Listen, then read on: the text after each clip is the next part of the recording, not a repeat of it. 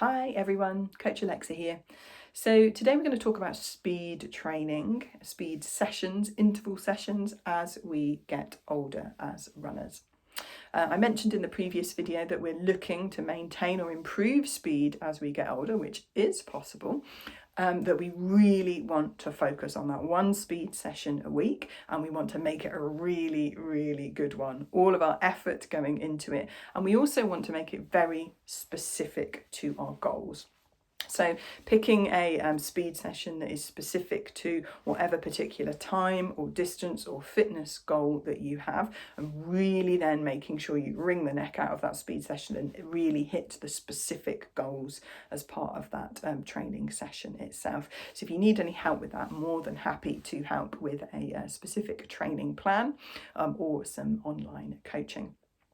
So as you work your way through that speed session, the warm up is really, really important. So warming up is really important for speed training anyway, but it helps injury proof. It helps us get the best performance out of that speed session, which is what we're looking for.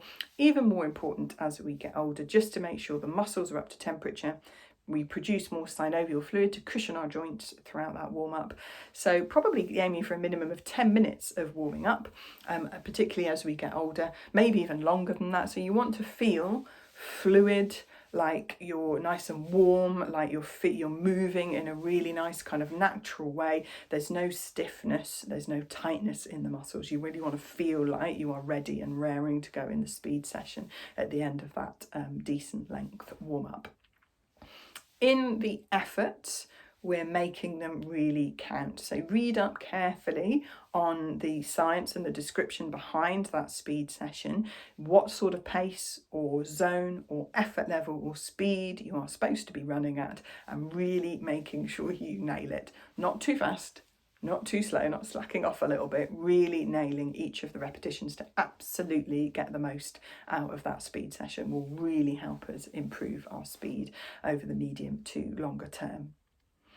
The other aspect to a speed session, so we've got the speedy bit, the bit that might be, 2 minutes at such and such a pace that repeats throughout the session, and in between those we have our recoveries.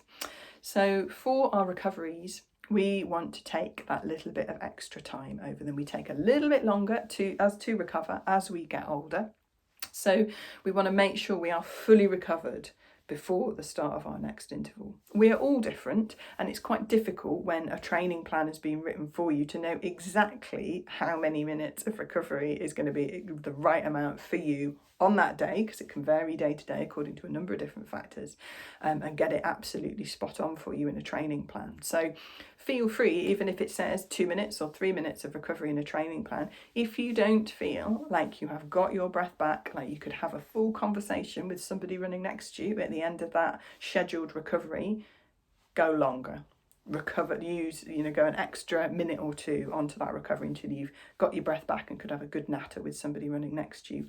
Either that, or you're not doing your recovery slow enough, which is another common little oops that crops up.